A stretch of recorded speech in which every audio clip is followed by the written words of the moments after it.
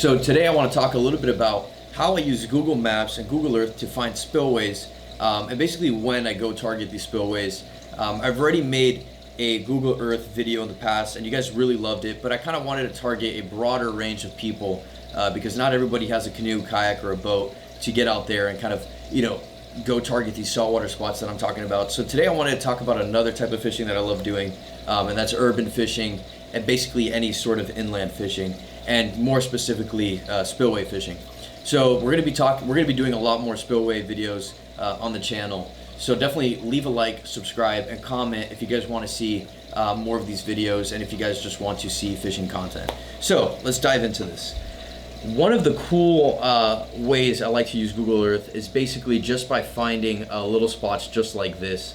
And the way I found this spot wasn't by just going crazy on Google Earth and just panning all over the place trying to find a spot. I was actually looking for landmarks, and when I say landmarks, I mean basically anything that would signify a water change or some sort of moving water or anything different in the natural world of freshwater fishing.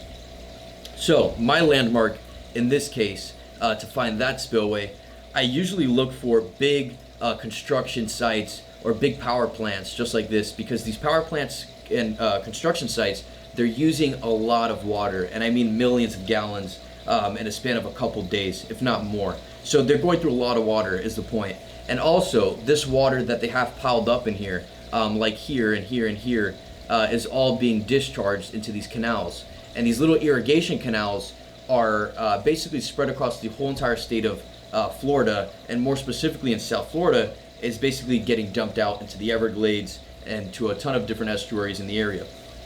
So why is this good for fishing? For fishing, this is good because this water is very warm. It's just gone through the process. If we look right here, you can see that there's a lot of construction and a lot of stuff going on here. There's a power plant, I believe, right down the block right here. You got a lot of warehouses, and basically they're doing a lot of stuff and they're using a lot of water, and this water has to go somewhere.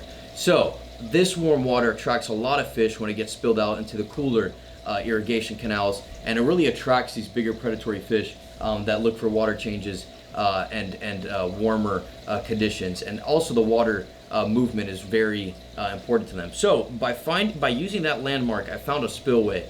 And that's not to say that every landmark or every construction site or anything like that, there's going to be a spillway or there's going to be moving water, but it does increase the chances.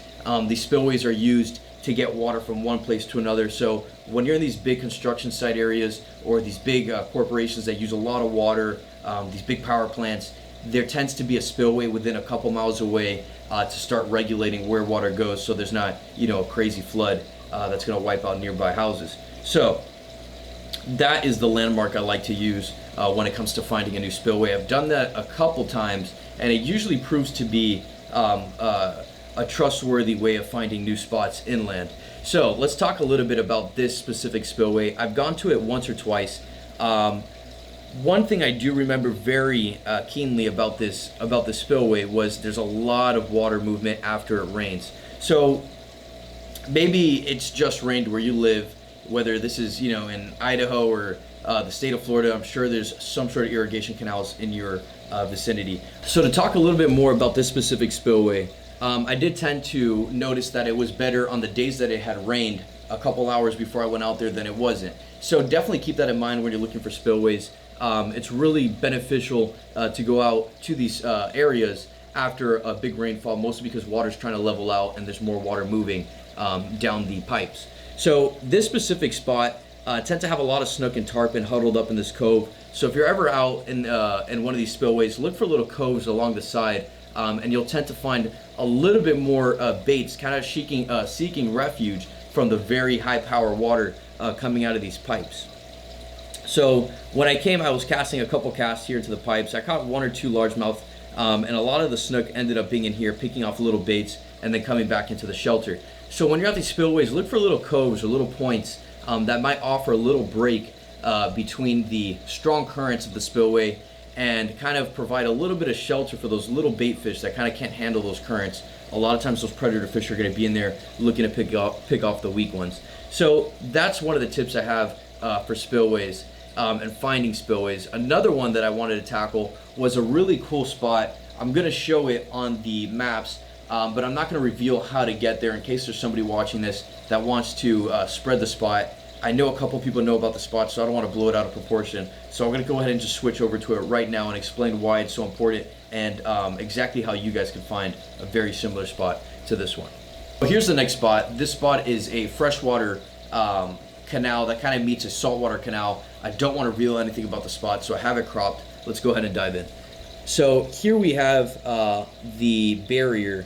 And the way I like to find spots like this is basically just look at areas that are meeting one coast to another coast, or basically saltwater to freshwater. Usually they'll have little barrier systems just like this to kind of keep each water body in its own part. So in this specific spot, I noticed that there was a very large sandbar that went along here. And you might think, hey, why is that? Why is that important? That might not mean too much in a fishing scenario. But here it actually meant a lot because a lot of these bait fish are getting stuck and piled up here. And there's another spillway just like this that didn't have that sandbar, and the fishing wasn't as great. But once I found a spot just like this where there's a lot of structure, there's really good ground, and there's a lot of fast moving water, I said, you know what, let me try this spot. Boom, first couple casts, big tarpon, big snook right off the bank.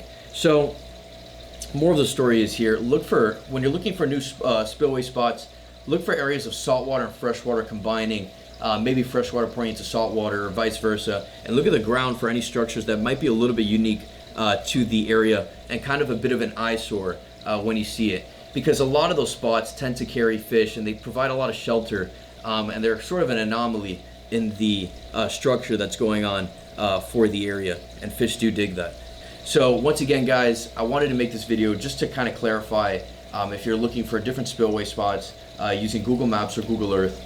This is a great way of doing it, and this couple methods that I've showed you are something that's always worked for me.